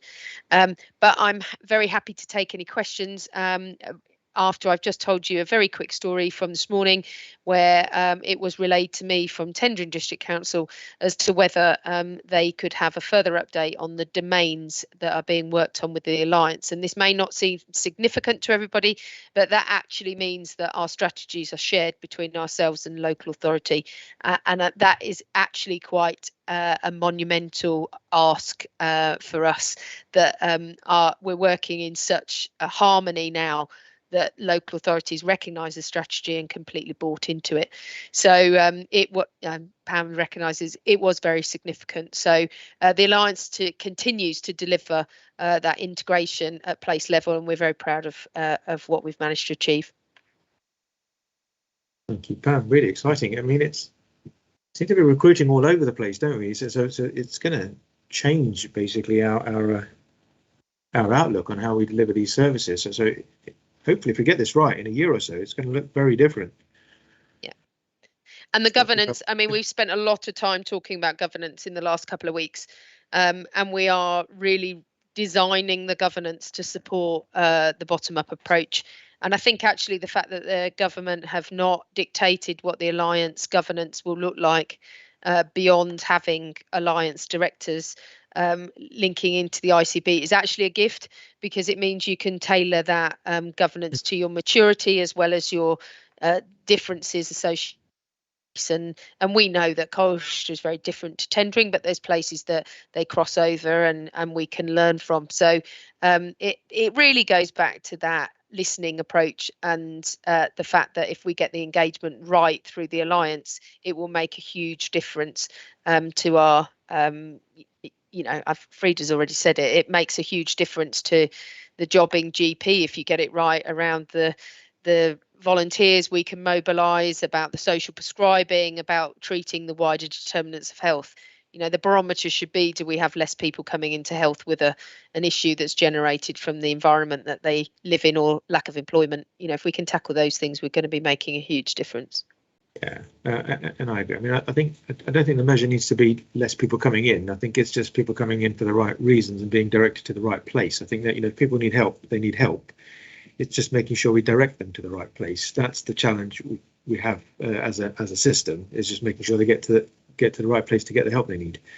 And that doesn't mean reproducing the model everywhere. It just means having clear directions. People understand. No closed door. Yeah. So, any questions about the Alliance report? No? Okay. In which case, I'm going to brush up my CV after this meeting. I might apply for a few jobs myself. You never know. Keep looking. Right. So, Lisa, you talked to us about quality commitment. Yeah, sure. Thank you. So so the report is, as always, an excellent report, and we really were focusing on 4 key areas. Obviously, we always go through each provider and share any concerns, but I think most of our concerns reflect back to what's already been said. We're obviously focusing a lot on the IPC work, but to be fair, ESNEFT have done incredibly well, although they have had some significant numbers of people with COVID. Actually, when benchmarked against other providers in the east of England, they have done incredibly well on their nosocomial transmission particularly. So some of the reports that we were looking at was the Learning Disability Cancer Screening paper from our LD Programme Board in North East Essex, the Vaccination Centre Assurance Visit. We received the Safeguarding Annual Report and the ANICS, the Community Services Highlight Report. I think I'll just draw your attention to a piece of work that we would like to do around learning disability cancer screening. So there has been some concerns from the LEADER process, which is the learning from deaths of people with a learning disability across Essex, that some common themes and trends that are coming out of the LEADER reviews in Essex are that people with learning disabilities are not getting equity of access to cancer screening programmes, and actually that is a national issue that is well documented in a number of reports that have stemmed from annual LEADER reports. But actually Hertfordshire Partnership Trust are also reporting that the patients that they are caring for with an LD diagnosis are being excluded from screening because of that diagnosis. So we really want to just check that position out in North East Essex. So the team are just scoping out, looking at an audit and doing a bit of a deep dive of the GP registers. So yes, so that piece of work is ongoing, just so that we can understand whether we have a problem in North East Essex. The team also reported on vaccination centre assurance visits. That does continue to be a huge piece of work, and we have done 27 centre visits across North East Essex. Mainly in the last few weeks we've been focusing on pharmacies. For GPs, unless they are changing and doing 5 to 11s or something, we haven't significantly focused on GPs, because obviously GPs are usually doing vaccination services, but we've been doing some significant work with pharmacies, and as it says in the report, there have been some key things that we found within pharmacies around storage space, around very small clinic rooms, because a lot of our pharmacies aren't built to run vaccination services. So we have quite a stringent assurance team that visits, who ask them to develop action plans if they don't feel that the IPC guidance and Green Book guidance and the PGDs are being followed with the correct processes, and then they will do an unannounced just to test that.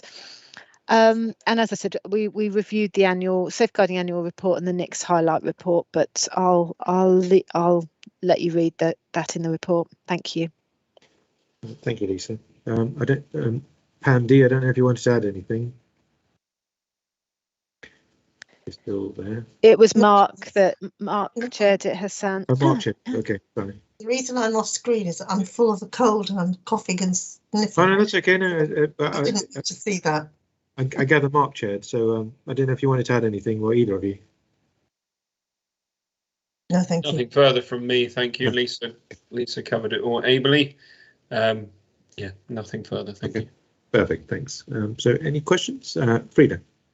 Yeah, I mean, I just would like to say that I'm interested in the pharmacy issue with the vaccination, because we as GPs had been mooting these issues. Lisa knows this, I think she's smiling, but we'd been kind of like mooting that there was a vast difference between the way we actually delivered the vaccine program and stuck to the rules, and the pharmacists kind of didn't. And they did, but they only did within real restrictive environments. It wasn't really their fault, I will say that. But how come, my question really is, how come they were even allowed to deliver the vaccine program without these checks being done? And now we find in retrospect that they fell short, which we had already knew because of the restrictions that they work in and not being set up. So how come that, I know there was a big panic to get everyone out and vaccinated, but these are quite significant points that were actually bordering inadequate for delivery of vaccine. And it's a bit concerning going forward that this was allowed without the some balances, really. Thanks, Frida. Yes, so it's NHSEI that commissioned the pharmacies. Obviously, we all know that. There was a self-assessment process, and then we did a risk kind of matrix for those that we felt we needed to target with our initial visits. All pharmacies should have had a visit before starting delivering the vaccine service. We were really trying hard to get to them all. I did one in Dedham, and Colchester Boots. I did. We were all trying to get out to them before they started delivering the vaccine programs, to talk through the PGD, to talk through the safe storage of medicines, and to talk through their social distancing processes. The majority of them we did get to, but having talked through their plans, which looked okay, and then visiting when they are actually delivering the vaccine program is kind of two different things. And so a lot of these issues have been picked up while we've been visiting them. But Linda is very, very strict around that, and she scores them in the CQC domains. She tells them if they are inadequate. And that's why I'm a bit surprised, because Linda's been doing it, so I'm a bit surprised. I know. Come out with this actually, because we were saying how worried we were in some of the practices because they weren't. You know the issues. I don't need to relay them so much, but it's good that it has been documented and it has been noted. And going forward, these issues, say there is a fourth vaccine or whatever, we need to address this really in terms of delivery. I think there was a time where it was all hands on deck and we needed to just get out, and it was the right decision in terms of safety. But there's, as with. Can I? Sorry, go, Lisa. You can come in. Sorry, I was just going to say that we do need to work with the pharmacies to help them to deliver the vaccines, because I suspect, when we look at some of the vaccine program moving to BAU, the pharmacies will be really critical to that. So we've always tried to take a balance between saying they're inadequate but actually trying to help them to change how they're doing it, because it's important to keep them on side and keep working with them. Can I just quickly come in? Sorry, Hassan, just to say that we must never really cut quality here, no matter who we're dealing with. That must be a fundamental principle, because it's patient care. So you can't cut, no matter who they are and how, you absolutely have to keep quality of delivery of service at paramount. And that's why the PGDs exist and their strict protocols. So we can't just, yes, of course, it was all hands on deck and everything, but you just can't excuse that on that basis, really. Okay. So at this stage, we've got to go a more secure plan going forward. Have we? So I know we seem to be approving more than pipe, but working out on the shop floor that the numbers are really drying up. So I think at some point we're going to have that conversation about reducing sites again, perhaps, or maybe find a different model. But the numbers really are drying going forward now. Yeah, they are, and I think the team did 2 visits this week and 3 next week. There are a lot, and some of these are repeat visits to check they've done their action plans. But yes, it's certainly decreasing. Okay, well, thank you, Lisa. comprehensive update. No one else got any questions? Sorry, I haven't seen any other hands up. So let's move on to Audit Committee report. It's been a while, Jerry. Thanks, Hassan. Just a couple of points. Just to note that we were briefed on all the work that's going on, is going to be going on in facilitating the close down of the CCG and establishment of the ICB, which we'll be monitoring in the next few months. And it's a good thing from our point of view that we'll be around in June to probably sign that off. And the second point is just to note that the internal audit progress reports are very good. 3 out of the 4 getting substantial assurance. Happy to take any other questions, or if they're detailed and difficult, Jane will answer them. I'm sure you could manage it, Jerry. I don't think anyone would be able to ask a question that detailed that you wouldn't be able to answer anyway. But has anyone got questions about the audit report? No? Okay, in which case, thank you. And I agree. I think it's a great it's great to be able to have you guys there, or have the audit committee there in terms of sign off for our reports in June, assuming it all transports over in June, that is, of course. But either way, it gives us a sense of checks, which I'm not sure was there in the PCC days, but before my PCT days, sorry, but before my time. So also not my problem back then. So thank you. So Remuneration and HR Committee, Martin. Yes, I mean, I take the paper as read. Hassan, is what it is. As we transition to the ICB, various policies need to be put in place, and so these were the policies that were approved by the committee. Okay, thank you, Martin. Any questions? I'm intrigued to read your dress code policy. I have to say that I didn't realise there was going to be an ICB dress code policy, but you know, judging by the fact that not many people wearing ties today, but you know, fur coats. Okay. Yeah, Right. slingback bellies and tiara. Okay. Whatever it takes to get the job done professionally. That's all good. Exactly. But any questions about that report? No. Thank you. Joking aside, it'd be quite interesting to see that dress code policy. I don't know if we ever had a CCG dress code policy, but interested. Could you send it to me, actually, Martin? I might copy it. Okay, yeah, will do. Yeah, perfect. Primary care, Pam?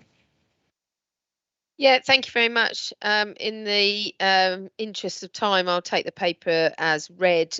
Just a couple of notable improvements.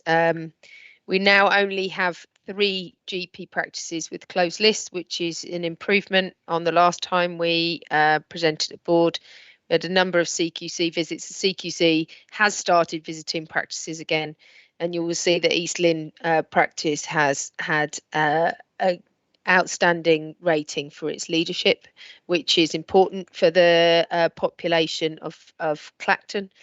And we continue with the governance around the primary care commissioning committee, and that will continue in the new governance.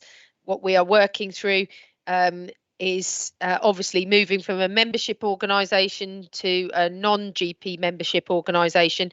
We don't have to oversee so much around conflicts of interest. It's more about clear line of sight around investment and quality around primary care services, and the fact that they have a discrete budget still in the new world order. So the primary care commissioning committee will be visible in the new governance. So I'm quite happy to take any questions on the paper.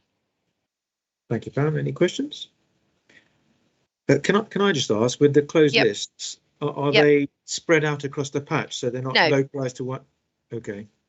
Unfortunately, they're all in Harwich, and we are working on that with NHS England and CQC around how we get greater access. Obviously, there's an allocations process, so it's not that people don't get a GP, they get allocated to a GP, but it means that there isn't free transit of patients between the practices. So I know there's some uncertainty about how they access primary care, how patients can, or register at least in Harwich. So I think I don't know whether that's clear anywhere, because I know I come across that often actually. with people that move to the area and aren't able to. So I don't know whether that's presented somewhere or whether we could do a bit of work with Myrna, maybe Mark, to make that clear for people so they know they can register with a GP. It's just you've got to go through whatever the process is. Yeah, absolutely. So we'll make sure that we get that through to the PPG. There's Mayflower being one of the biggest practices is re-establishing its PPG. It's fair to say that it's had a difficult time with the PPGs in the past, and that would be one of the biggest advocates of supporting people then to get. I appreciate they would be closed, but it's where the support would go to ensure that people knew the message. But it is important to note that people get allocated a GP. It doesn't mean they don't get a GP. Okay, all right. But yeah, it'd be good to just to get that resolved at some point, wouldn't it? Yeah, we are working on it. Okay, perfect. It goes back, unfortunately, to recruitment and retention, workload, and being on a peninsula. It's very challenging, and in fact, one of the leads that was working with us in the training hub has needed to go back to the practice and not have a transformational role to increase the amount of capacity in that space because they're so stretched. So we are working with them. Of course, one of the added benefits of doing the drive-through model is actually Harwich now has an innovative reputation, if you Google, as opposed to difficulty recruiting GPs. And it's very important that that innovation comes out, because they're the things that make people decide whether they want to look at a job or not. And I remember the conversation I had with Frida about, come on, we've got to do this, and we've got to do this for the bigger game than just vaccinating. It's about our workforce development piece. And with her arm quite firmly up her back, she agreed, and then she loved it. So, we have seen great innovation. Thank you to you both. I'm just Who's that? I'm just Oh. Well, no, thank you, Frida. Thank you, Pam. Any questions about any of the other information on that report? Okay. We'll continue to produce the dashboards, obviously, in the new. I feel like I'm trying to segue from one governance arrangement into the next on every paper that I'm doing, but we will continue. I think an important question. Have those dashboards as well. I think an important question maybe for next board, because I know that's no longer now our last one, is just, the alliance transition. It's just seeing how things like this will carry on. So somebody's still holding the ball, as it were, in the next iteration. So it's just making sure that we don't lose any of the momentum and all the work that's been done to get somewhere, because you don't want to start from scratch. And hopefully, the positive news about you guys in your retained roles is going to be crucial to keeping that going. But the structures and committees and groups are going to have to play a part, because if you get lost in the new maze, then things like this just won't progress, and you regress almost. So spiel over. No questions. Let's move on then to procurement. And that's also you, I think, isn't it, Pam? It is. Yeah, absolutely. So as always, the procurement paper gives you the pipeline of procurements coming, those that have been done recently, and those that require some overview on planning. So a few of the decisions that we've made in operational executive have meant that we've been able to award short-term contracts to sustain the market. But we've also got some big procurements coming up. So around things like patient transport, which I think it's really important that it's a absolutely essential service for every service that we run, and patient transport, just because it's not blue light, must not be considered as absolutely critical to the work that we're doing. It's a very, very tight timeline, and it's a highly competitive market. So this board, in its work, while it exists, needs to hold scrutiny over that piece of work and support to ensure that we get that delivered across the line within the timelines that we've got. So Paul and I obviously keeping a very close eye on that piece of work, but it is intrinsic to all the services and the equity of access that we need to preserve within the services that we commission. Thank you, Pam. Don't know if you wanted to add anything, did you, Paul? No? Okay. So questions, Martin? I seem to remember from Friday that carpal tunnel activity has dropped completely away. And I wasn't sure, I can't quite remember whether that was because patients just aren't presenting, possibly because of COVID or whatever reason, or whether there just wasn't the facilities to treat them. There's absolutely facilities to treat them, but during COVID there has been, obviously because it's an invasive procedure, there has been more restrictions around it and how they could run the services. But I'm actually surprised there's not more activity given the amount of people working from home and putting pressure on their carpal tunnels. But I think it's one of those things. It will flex. It's not that there isn't the activity or the facility there to do it.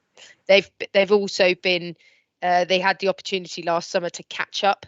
So we did have some additional investment to clear the backlog. So where you've got you know, a lack of referrals and you've cleared the backlog, you're going to have a bit of latency within the system. So it doesn't mean that people aren't accessing it if they need it. GPs know exactly how to get hold of the carpal tunnel service. Okay, thanks.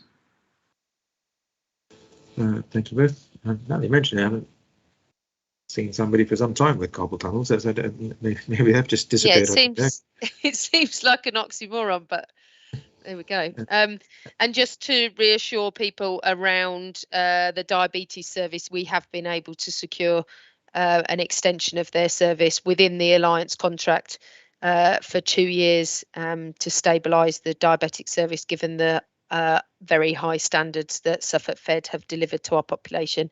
And I know that's very much welcomed by our primary care colleagues. Indeed. Indeed you can. Any questions, comments? No. Okay, in which case, thank you, Pam. Okay. And thank you, Paul, if you're involved in that report. I'm sure you were in some way, shape or form. So, COVID Resource Approval Committee. Oh, Pam, sorry, you got your hand up. No, error. I was putting my hand down and I'll put it back up again. Jane, you're going to talk to us about CRAC. Absolutely, yeah, thank you, Chair. So the report details what has happened at the committee that we have set up to look at COVID resources, which works across the 3 CCGs in Suffolk and North East Essex. At the time of writing the paper, there had been one meeting. There was a further meeting last Friday, which will come back to the committee next time. But just to say that all the report does is it sets out the purposes of that committee and details the items that were approved at the meeting that happened on the just before Christmas on the 21st of December.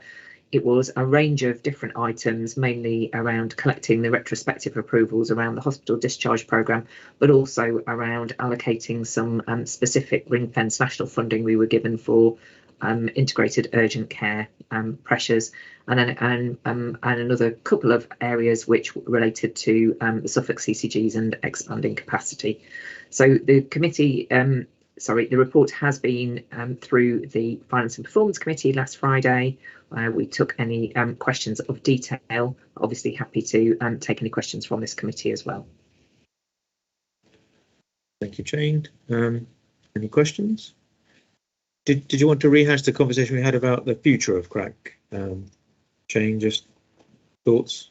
Yeah, no, thank you. Thanks, Hassan. I've forgotten about that one. So we did talk about the fact that we needed to call CRAC meetings a lot less frequently, which is good news, which means that the majority of things have moved back into business as usual.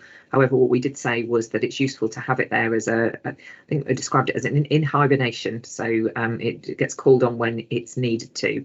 And hence, given the extension of the CCGs, I will probably bring a recommendation back in March just to continue it, leave it in that hibernated state for the remaining time that we're working as CCGs, and so that we can use it as and when.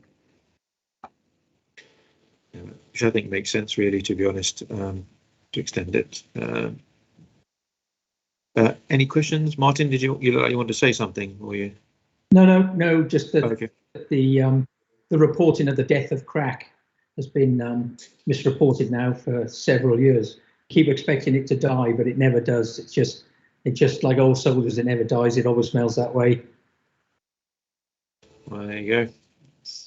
Jane's a skillful individual. She keeps crack alive, don't you? So, right. Any questions? Okay, so we're asked to note the report or note the decisions anyway. So we have, and then APC, Area Prescribing Committee. Back to you, Pam. Yeah. So I think it's a very full report, set of minutes, and details the standardised approach across SNE to medicines, the single formulary, and the decisions made around policy. We are, of course, looking for a new home for this to report into for the future, but the governance works at the moment that it comes as because the chief operating officers have delegated responsibility from this board to oversee the APC, that it is reported back into this board. So we always have the discussion about, is it appropriate for this level of clinical evaluation to come here? This is for noting until we establish a more clinical route in the alliance. Thank you, Pam. As I say, I mean, it's probably gobbledygook for many non-clinicians, to be fair. But we do need to think about where it needs to go. Yeah. But any questions from anyone about any of the decisions or any of the?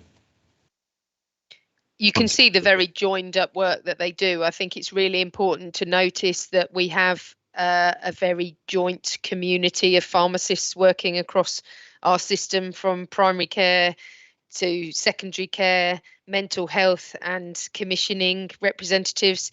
And I do think that that's how a professional body should be looking to arrange itself in the new ICB landscape. So it is a forerunner on that basis. I don't suppose you want to come in and add anything, Prashant, do you? I think do you still rotate the chair? He does still attend, yeah.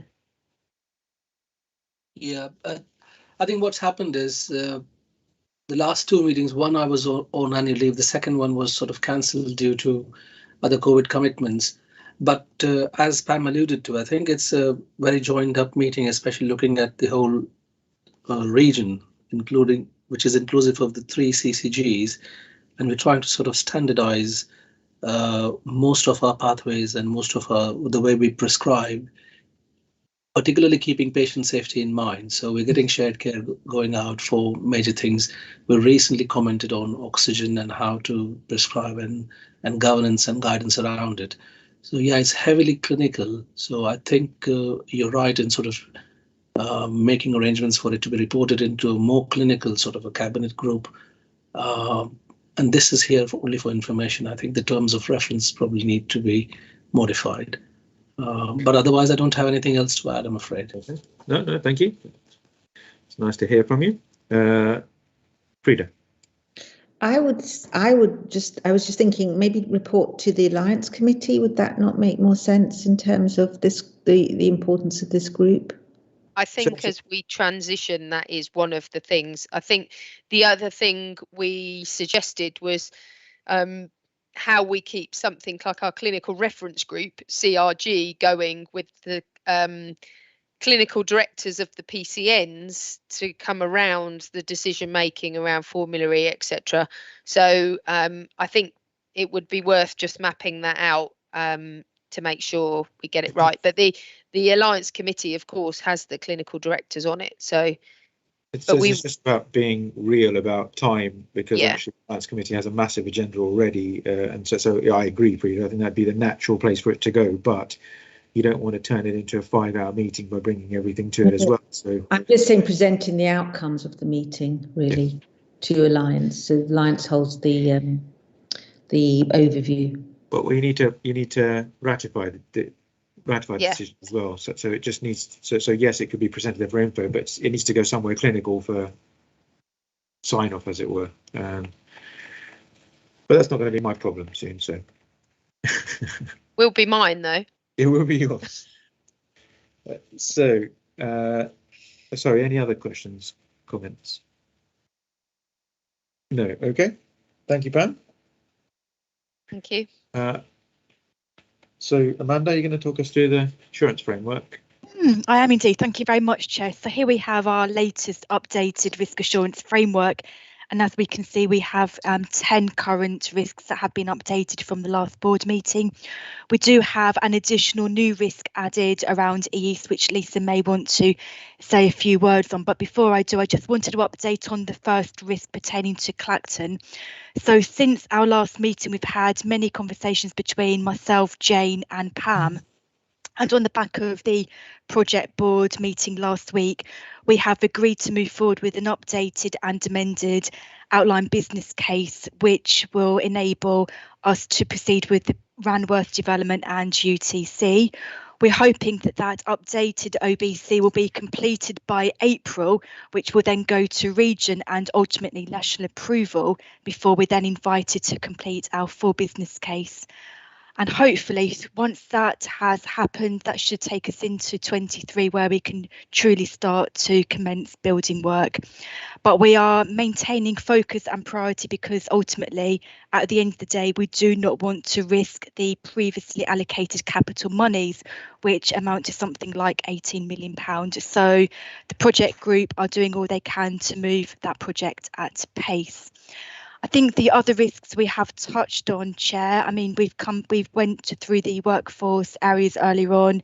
We continue to work through the people board on all things workforce, and given the earlier comments, I think from Frida, I think it would be good to bring a detailed paper on all things workforce at either a future governing body or board development workshop.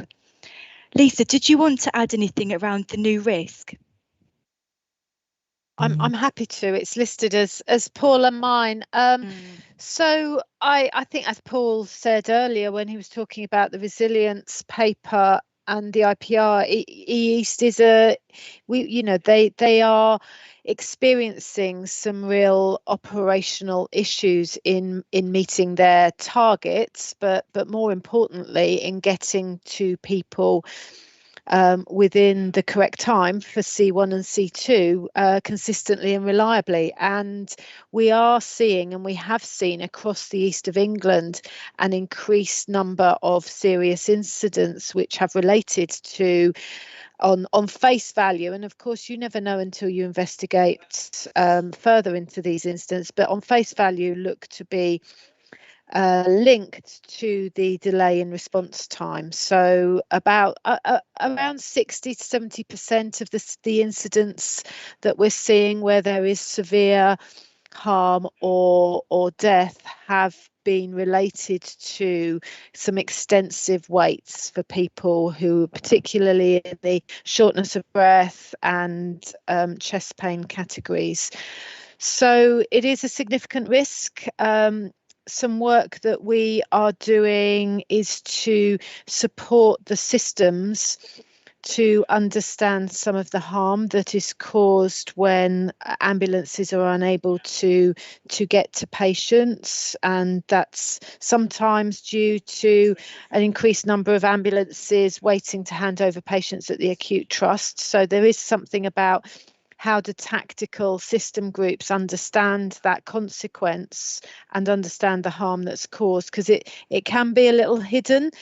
East understand it and see it, but actually this is about the systems. So we've just completed a system framework that will look at where there is an incident where harm has been caused, looking at the system investigating it held by the ICS rather than by East, and there will be a collaborative approach to looking at that. But it is a real worry, actually, because these people are in their homes and they don't have any clinical oversight in that environment. So it really worries us, and hence added to the risk register.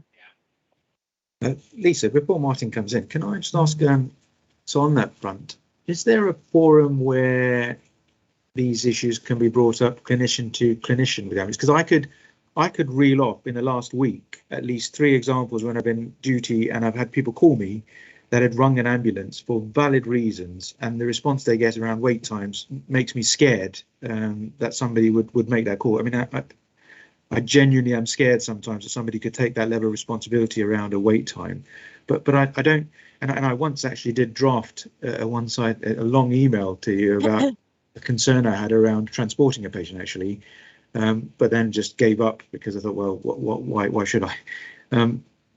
But I don't have anywhere to raise these, and I'm sure every GP on this call, probably every GP in the who's done on call probably has similar concerns around patient. They've suggested ring an ambulance, and you get a call back straight away afterwards saying they've said X hours, and I won't tell you the example that I had from yesterday, but it really scared me. So is there somewhere we could? I had 12 hours for a child with a temperature and a non-blanching rash feeder yesterday, 12 hours. So where can we bring these up? So I guess there's two things there. So retrospectively, which won't help you, but will help us to understand that it can be fed into the SNE, the Suffolk and North East Essex meeting that we have with East. That would be helpful to bring some reality from your experiences into that conversation, because all we tend to look at is data. But I think there's something, Hassan, about actually what is the real-time support you need to help that in that situation, which we don't have anything. I mean, people will contact our SNE representative, Dave Allen, who can be incredibly helpful at moving some of these people forward and some of these issues forward. But I would be really happy to look into that. Well, I think it'd be useful because I have, I mean, I'm not kid you not, on a weekly basis. No.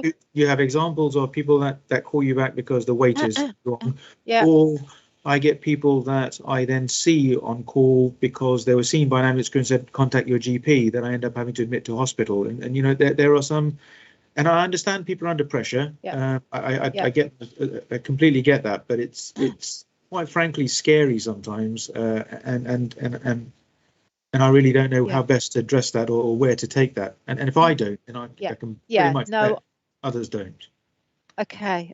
Well, I think there is something about that real-time stuff which we don't have, but then there is something about how do we collate from you all actually to be able to feed into those discussions that we have with the East. And I mean, not anywhere near the extent that you have, but I personally got involved with a call, and I called somebody in the East who resolved it very quickly. But this person was laying at the bottom of the stairs with a potential fractured neck of femur and had been told 20 hours, and it's incredibly traumatic. One of the things that they've also done is to put senior clinical practitioners into the call centre rooms to make sure, who are constantly reviewing the triaging process. Well, it's a scary place to be, but I now get to the point where if I tell somebody to ring an ambulance, I have to think whether I should tell them to ring an ambulance or get in a car and drive there themselves. And I shouldn't have to be making that call. No, I think that's just it's not appropriate. But okay, I'd be welcome a conversation with you about how we can address that best. Yeah. Okay. Thank you. Even it's in a positive way. It's not to criticise. No. How do we get around it? Yeah. So Martin. Sorry. Yeah, I think we discussed both these issues actually on Friday at some length, and I asked the question whether we should be advising, looking at the ambulance response times, whether we should be advising people if they can get to hospital to do so under their own steam. But I do recognise the clinical and implications of doing that. So, but apart from that, we also discussed the Clacton project. It'd be an absolute crying shame if this project was not to go ahead for whatever reason. And what I suggested, that considering the financial position at the moment, we use some of the funding available there to progress all the paperwork that's required to make sure that this goes through as quickly and easy as possible. Thank you, Martin. Frida.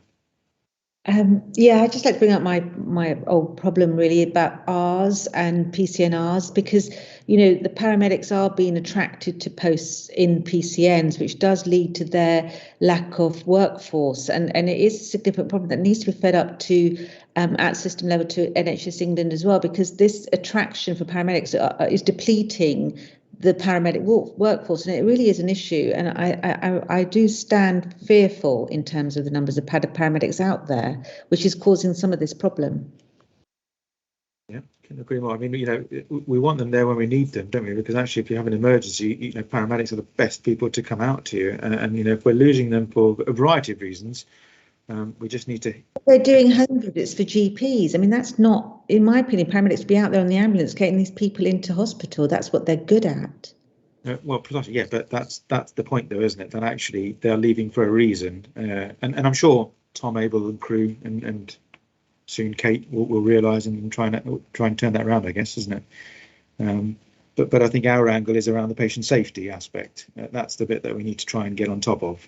And the clinician's medical legal responsibility as well when you're waiting. Yeah. Whose responsibility is that's yeah. Vital as well. Paul, sorry. Thanks, Chair. It's just the conversation resonated for me around, so what else can we do to clinically safety net the patient is the way I'm thinking about this. I'm just very aware that we are trying to develop further initiatives to try and support what we call, you know, admission avoidance. But if we are enabling, for example, local clinician to tap into what's called the stack, where patients are waiting a long time, it seems to me there might be something we can do to start thinking about how we can safety net those patients, that process. So I will have a conversation with Lisa to see if there's anything else we can do. But I guess for me, there are some things we can do locally, which is about making sure we have flow, making sure we prevent delays, making sure we free up. And then there's a wider regional conversation in there around the state of the pressure in the region, which is leading to some of those delays. So I think you're right, Hassan. There needs to be a clinical conversation about what else we can do to safety net these patients. Should you be in a position where you're sitting there worried about a patient because the response rate is, you think is far too long? So we need to take that away as a conversation, I think. Okay, thanks, Paul. Frida, sorry, your hand up again. Just very quickly, a point to Paul's point about admission avoidance. I mean, there's a number of things one can do in the community when you're presented with a patient like this. But most GPs, certainly of experience, would say when they ring up a hospital wanting admission, that is the only option they have, and we need an ambulance to take that patient in. There, you know, you can look at all kinds of avoidance methods. But when, for instance, I think a patient needs to go into hospital, I would say that I really, truly, genuinely believe they do. And no amount of avoidance methods are going to stop my opinion on that. Thanks, Frida. Okay, so we picked on a couple of things there, but a useful discussion nonetheless. And we've got some actions out of that. Amanda, did you have anything else to add, or? Got you started off that paper for a minute because we went on to Lisa, didn't we? Right. So we note that report, and let's move on to health and wellbeing. Thank you, Chair. So here we have an update that I bring every governing body meeting, and hopefully the paper is self-explanatory, but I think it just continues to highlight the great work that we continue to put in place across the 3 CCGs on our health and wellbeing activity. And as you will see, we have recently recruited a number of ambassadors that will enhance and support the programme of work as we move forward. And I think the point I would want to make is clearly the work of that group, I think, has shone through in some of the early indicative findings pertaining to the staff survey, but obviously we will bring more information as we receive it towards the end of February. But just to highlight a few things, so as I said, we have recruited an additional number of health and wellbeing ambassadors, and their role, as mentioned in section 2, is to continue to promote the activities within their teams and across the directorates, and to really spearhead new initiatives as they come under the various guises of the work streams going forward. It's also to signpost what available opportunities we have around health and wellbeing, but also to work with wider HR colleagues and stakeholders across the system so that we can really illuminate and progress that agenda as we move forward. I think another point that I would want to make is clearly the ambassadors continue to be supported not only by HR, but also our health and safety lead and Andrew Urquhart, who leads on our sustainability agenda. I've also mentioned the mental health first aid programme. We have now 13 trained in mental health first aid, which I think is a significant benefit that I hope our staff will see too. And we continue to work with Suffolk Mind on a programme of work across all 3 CCGs, which is very well received across Suffolk and indeed North East Essex. So that gives you a flavour of the work that we continue, but I think it's great work that continues to be delivered at pace. But I'll pause there and happy to take any questions. Amanda, so Pandy's put a question in the chat about, we've had our last meeting, what will replace this group, and is that about the health ambassador group? Have you had a last meeting with the ambassador group, you mean? It's a health and wellbeing group that's now morphing into the health and wellbeing ambassador group, so it's a continuation. Okay, so that's the new group. So there is a okay. Mark. Thanks for that answer. That's reassuring to Pam's point. I was just going to ask, do staff members have any more time to do this? Is it like a union position previously? And secondly, are there links to unions through this work? Because I feel that union membership is declining, and we need to ensure that we kind of have that diversity of thought in there and sharing of good practice. So I just wanted to see if that kind of culture and ethos is existing. Absolutely, Mark. So if I take the first of your 2 points, so I suppose our approach has been, we've never given staff dedicated time to attend such groups, but we have always openly encouraged members to attend and participate and really get involved. So I think it's been through active participation and encouragement. In terms of our trade unions, we work in true partnership and have done for many years now, and we always update our trade unions on the activity, and they are very supportive and really do work in true partnership with various initiatives that we may want to be implementing and the like. So I think they are truly engaged and absolutely very supportive of the work that we have done, supporting our staff and as we move forward. And that's reflected in our trade union recognition agreement that we've had in place for a number of years now. Does that answer your question, Mark? Yes, thank you. It does. Thank you. Thank you. Okay, thanks, Amanda. Anyone else got any questions? Okay, well, perfect. In which case, thank you, Amanda, for that last report. I've not been advised of any other business, but I will tentatively ask the question just in case anyone has. Not that you're allowed to without informing me beforehand, but